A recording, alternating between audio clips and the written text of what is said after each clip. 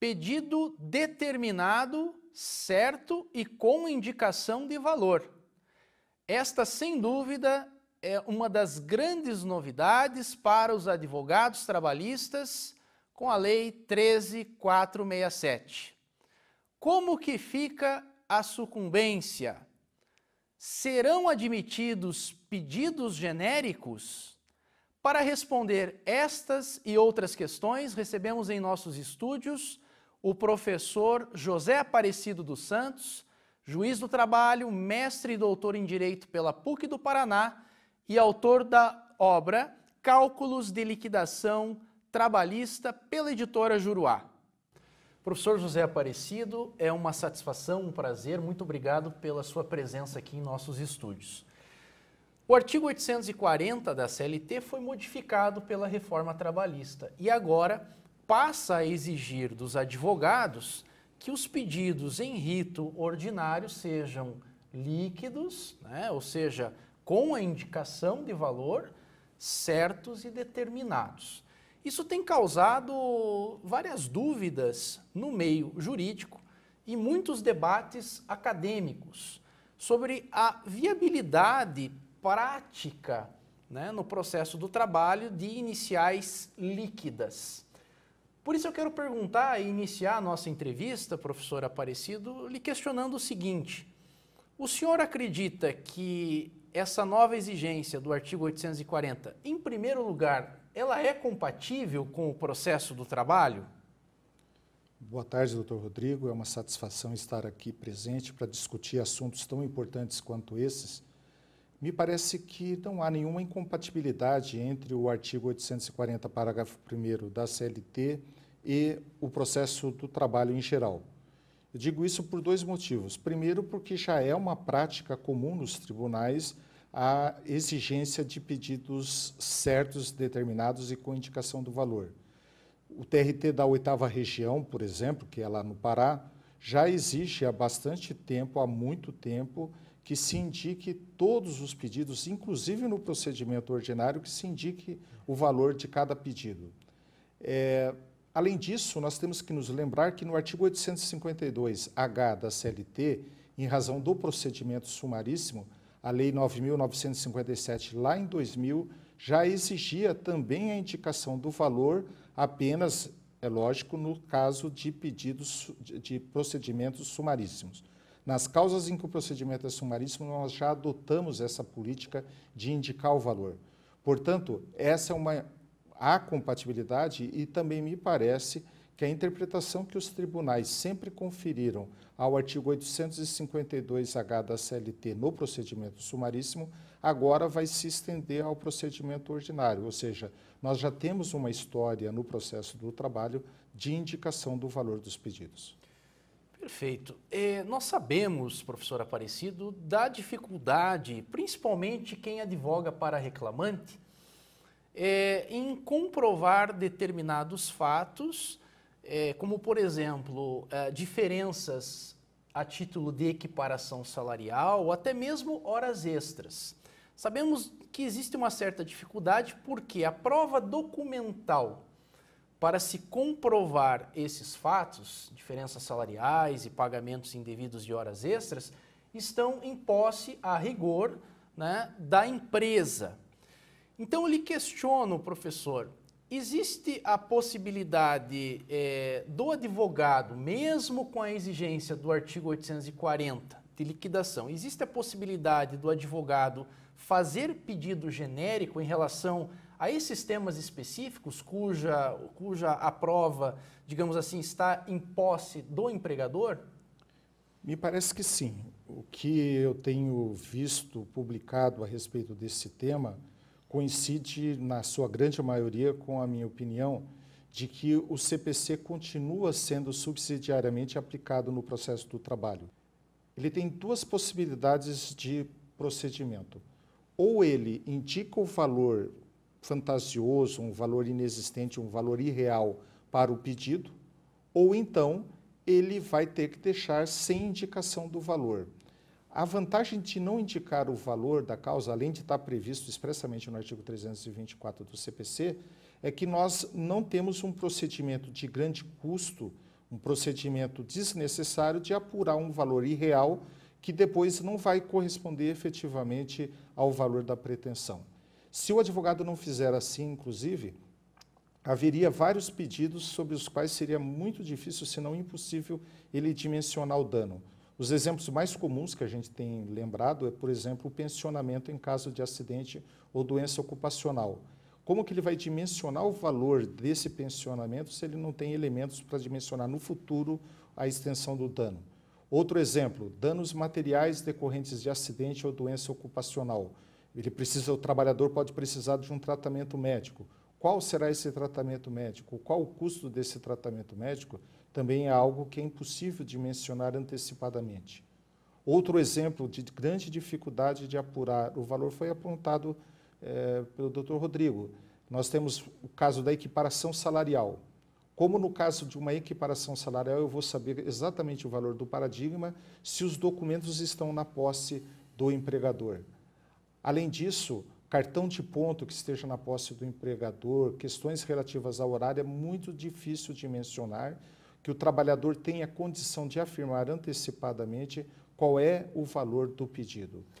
E, professor Aparecido, caso o advogado esteja, né, em posse, por exemplo, dos recibos de cartão ponto, e mesmo assim resolva apresentar um pedido certo, determinado, líquido, com um valor estimado.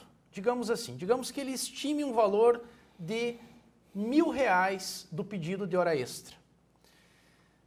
Pode acontecer, ao longo da instrução, de ficar comprovado que o valor é acima de R$5.000. Vamos imaginar que a sentença condene numa quantia acima de 5.000, acima de 1.000, né, que foi estipulado por ele. Caso isso ocorra, caso ocorra uma discrepância entre o pedido que foi colocado na inicial, o valor indicado na inicial, e o valor da condenação, quando ela estiver liquidada, a sentença já estiver liquidada, a pergunta é, o reclamante vai ficar limitado a receber os R$1.000 ou não? Essa é uma pergunta importante. Aliás, é interessante observar que tanto o artigo 852-H quanto o artigo 340, parágrafo 1º da CLT, não exigem que o autor faça a petição inicial de forma líquida, ou seja, trazendo uma memória dos cálculos, indicando precisamente um a um como é que ele chegou ao valor total do pedido.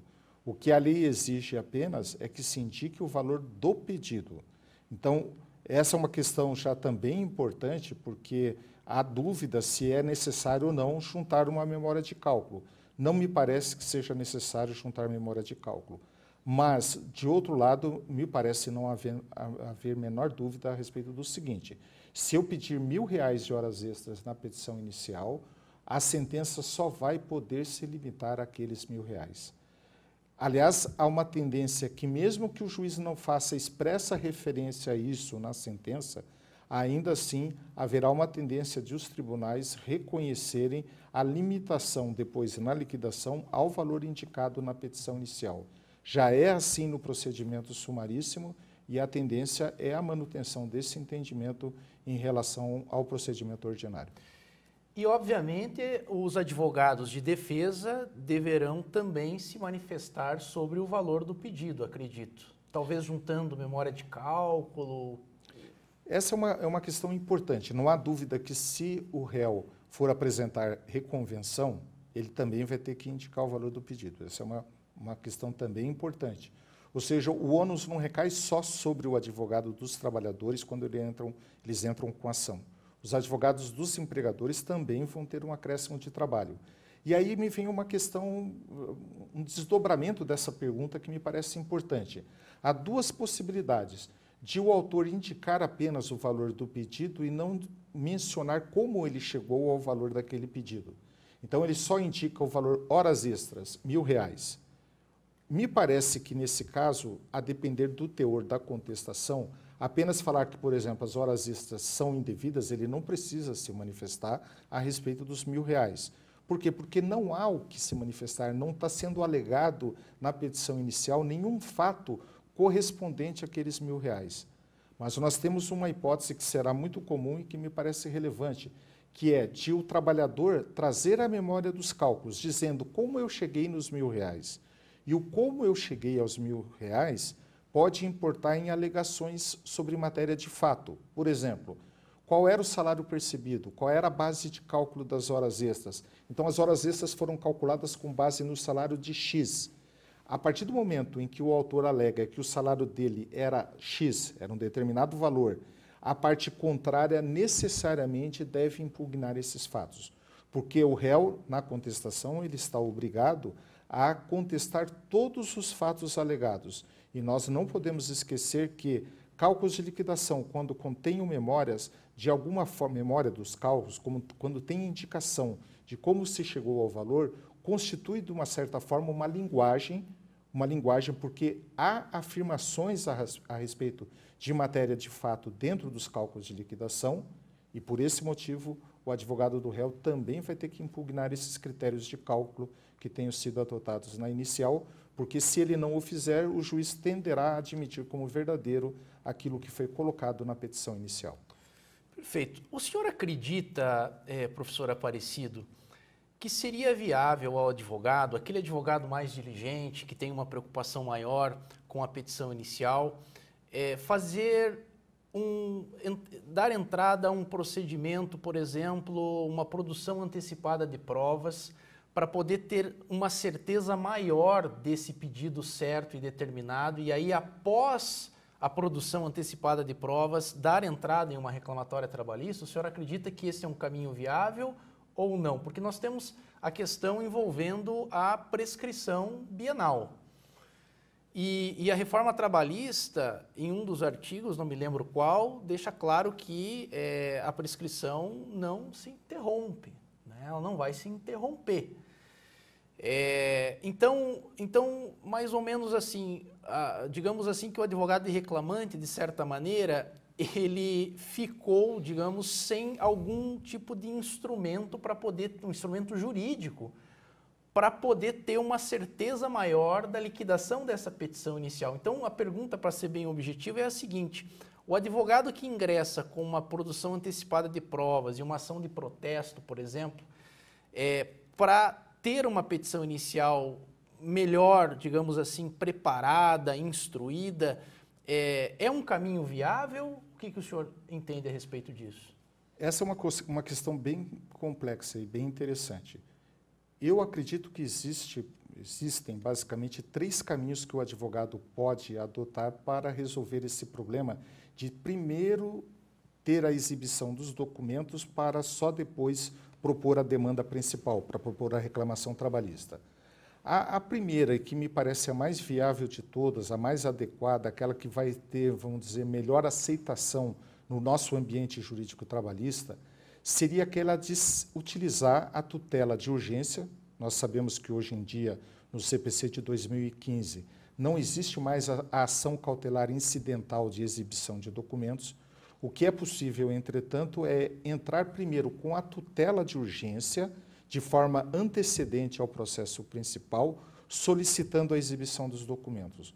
Por que eu acho que essa é uma tática melhor do que a de simplesmente fazer uma prova antecipada, por exemplo, uma produção de prova antecipada? Porque depois de exibidos os documentos, o processo prosseguirá nos mesmos autos, ou seja, eu faço a tutela antecedente de urgência e depois o juiz confere o prazo, que é de pelo menos 15 dias, segundo o CPC, para que ele proponha a ação principal. E esse procedimento tem uma vantagem adicional, me parece, que é quando o autor entra com a tutela de urgência antecedente, ele deve indicar quais são os fatos e quais são as pretensões que ele pretende deduzir na demanda principal. Ou seja, ele deve dizer: eu quero os cartões de ponto porque eu pretendo pleitear horas extras. Eu quero recibos de pagamento de fulano de tal porque eu pretendo receber diferenças salariais de equiparação. Ou seja, é bom, é interessante e me parece que é jurídico que o advogado já indique na petição inicial da tutela de urgência quais são as pretensões materiais que correspondem àquela tutela solicitada. De modo que ele, pedindo a exibição dos documentos, já haveria, segundo me parece, a interrupção da prescrição que está prevista agora no artigo 11, parágrafo 3º da CLT. Nós temos que nos lembrar que o artigo 11, parágrafo 3º, quando ele fala que somente com a reclamação trabalhista é que será interrompida a prescrição, ela deve ser interpretada, me parece, pelo restante do ordenamento jurídico, pelo restante do sistema jurídico, de uma forma razoável. O que seria essa forma razoável de interpretação? De interpretar sempre que, judicialmente, ele manifestar irresignação com a cobrança de uma determinada dívida, indicando claramente qual é o objeto da sua resignação. Eu não me conformo com a ausência de pagamento de horas extras. Eu não me conformo com o valor do salário pago porque havia diferenças. Eu não me conformo com a existência de adicional noturno que não foi pago. Nesse momento haveria a interrupção da prescrição. Perfeito. Professor, está sendo muito produtiva essa nossa conversa, muito interessante mesmo, são muitas questões que são envolvidas, né? E uma dúvida bastante recorrente entre os advogados é se na petição inicial também se deve liquidar, por exemplo, valores a título de INSS, de imposto de renda, de correção monetária e até mesmo os honorários advocatícios. Isso também, na sua opinião, procede? É preciso, na inicial, já indicar esses valores liquidados ou não? Eu acho que esse é outro ponto sobre o qual haverá controvérsia nos tribunais. Mas, a respeito disso, eu acho que se nós fizermos uma interpretação sistemática e lógica do ordenamento jurídico, eu teria que afirmar, primeiro, contribuição previdenciária e imposto de renda não é necessário indicar valor na petição inicial. Por quê? Porque a lei está exigindo que o autor indique o valor do pedido. Contribuição previdenciária não é um pedido do autor, é uma decorrência tributária da própria sentença que será proferida. Portanto, contribuição previdenciária, imposto de renda, que são consequências, não são pedidos devidos ao autor, mas uma tributação que é imposta ao próprio autor e talvez seja também imposta ao réu, esses valores não precisam ser indicados porque não há exigência legal. Aliás, me parece que essa é uma das falhas da reforma trabalhista. Eu acho que era necessário ter radicalizado o procedimento e determinado efetivamente que a petição inicial fosse líquida. Eu acho que seria melhor se ela fosse líquida. Se houvesse elementos, se há elementos para fazer o cálculo, melhor seria se ela fosse líquida. Mas a lei não exige que a petição inicial seja líquida. Exige que o autor indique o valor do pedido. E contribuição previdenciária, imposto de renda não é pedido. Com relação a juros, correção monetária e honorários advocatícios, é interessante observar que o artigo 322, parágrafo 1º do CPC, seguindo uma tendência que já existia anteriormente no próprio CPC de 1973, prescreve que compreende-se no pedido os juros, a correção monetária e os honorários advocatícios. Os tribunais sempre interpretaram essa regra dizendo assim: não é necessário nem sequer pedir na petição inicial correção monetária e juros, porque essas verbas já fazem parte integrantes do pedido, mesmo quando não indicadas expressamente na petição inicial. Ora, se o raciocínio é esse e continua sendo válido, porque essa é da nossa tradição jurídica, isso significa que nós não precisamos incluir juros e correção monetária no pedido, no valor do pedido, porque isso é uma decorrência apenas do ordenamento jurídico. Aliás, é isso que tem sido aplicado pacificamente em relação ao procedimento sumaríssimo. No sumaríssimo, o valor do pedido tem sido indicado e depois os juros e a correção monetária aplicados normalmente sem que se entenda que deva haver discriminação. Me parece que, se o raciocínio vale para juros e correção monetária, agora, em razão do parágrafo 1º do artigo 322 do CPC, também se aplica aos honorários advocatícios, ou seja, os honorários advocatícios sempre se considera incluído na pretensão, ainda que não indicado expressamente na inicial. Desse modo, não é necessário nem sequer indicar o valor na petição inicial. Ainda falando um pouquinho sobre honorários e sobre o pedido, vamos imaginar, assim, num caso prático, né? Vamos voltar ao pedido de horas extras. O advogado pede R$1.000 de horas extras, porque o cliente dele lá trouxe a documentação, ele fez o cálculo e entendeu que existe uma diferença não quitada de R$1.000. Transcorrida toda a instrução processual, vamos imaginar a situação hipotética que ele vence o pedido, ele ganha esse pedido, porém não ganha os R$1.000, professor, mas ganha R$500. Eu lhe pergunto, que é uma questão recorrente entre os advogados trabalhistas, que é um assunto novo, sucumbência. Sobre essa diferença de R$500 para R$1.000, haverá sucumbência à parte contrária ou não? Talvez esse seja um dos temas que vai gerar mais controvérsia nos tribunais em razão da reforma trabalhista. Esse tema realmente é um tema difícil. Vou expor a minha opinião baseada na própria lógica da sucumbência, segundo o que me parece que é adotado no próprio processo civil. Se eu postulo horas extras e, efetivamente, se ganha horas extras, se há condenação em horas extras, quem pediu horas extras não foi sucumbente. Então, o que se chama de sucumbência parcial, me parece, deveria ser em relação a cada pedido que tenha sido efetivamente indeferido. Se eu pedir horas extras e eu também pedi adicional noturno, as horas extras foram deferidas, ainda que parcialmente, e o adicional noturno foi indeferido, a minha sucumbência é em relação ao adicional noturno. Mas esse é um tema sobre o qual haverá muita discordância, haverá muita controvérsia, porque eu tenho ouvido bastante a ideia de que se eu postulei R$1.000 de horas extras e ganhei apenas 500, eu pago honorários advocatícios sobre os R$500 que eu deixei de ganhar. Me parece que não é essa a intenção da lei, não é esse o entendimento do sistema jurídico, principalmente porque, quando o autor postula R$1.000 de horas extras, ele não tem a dimensão exata, ele não tem certeza exata sobre a extensão do dano que ele sofreu.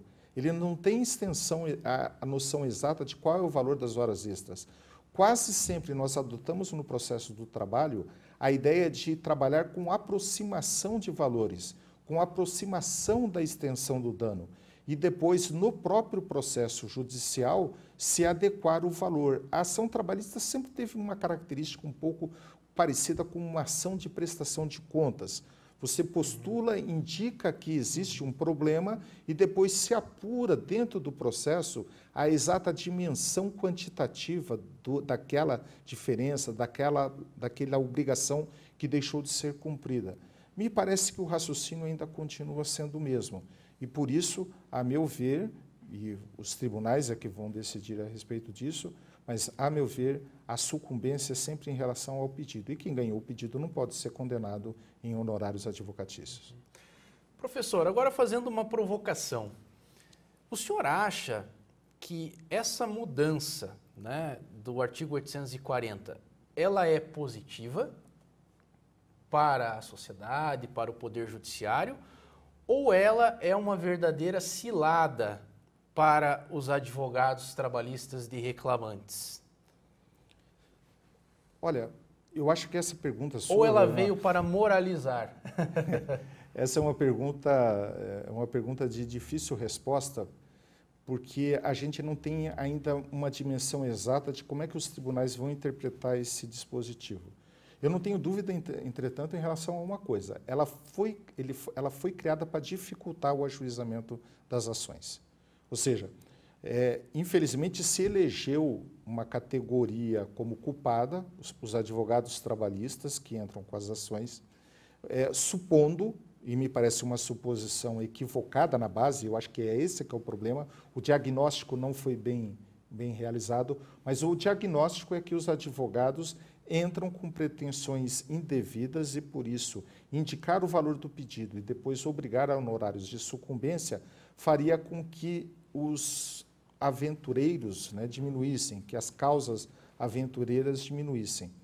O que eu acho que é problemático nisso é que não se radicalizou o suficiente, vamos dizer assim, não se disciplinou suficientemente o texto legal para que esse objetivo fosse devidamente alcançado. Se o objetivo é evitar efetivamente as ações aventureiras, e é lógico que isso é um propósito bom, é um propósito adequado, e todos nós devemos perseguir que os processos trabalhistas sejam formulados de uma forma correta, sem inclusão de pedidos absolutamente indevidos, ou que o advogado antecipadamente saiba ser indevido. Se isso é verdadeiro de um lado, do outro lado nós temos aquelas ações em que o advogado não tem condição de dimensionar exatamente o valor do dano, não tem condição nem sequer de ter certeza se o dano existiu.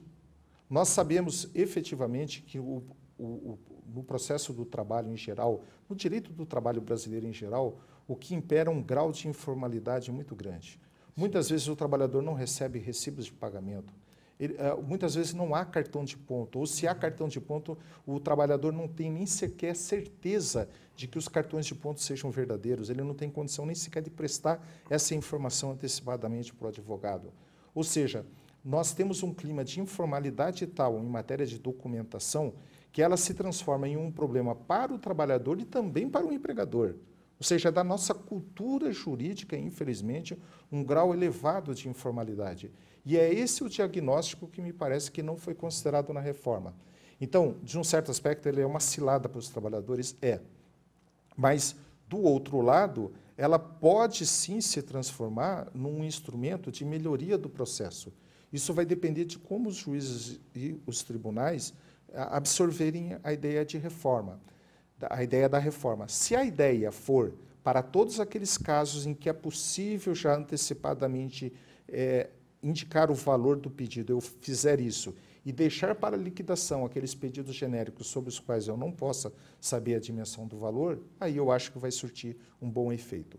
Se for o contrário, se nós formos interpretar rigidamente demais, eu creio que isso vai se transformar num grande óbice ao exercício do direito ao acesso à justiça e vai se transformar realmente num prejuízo enorme para os trabalhadores.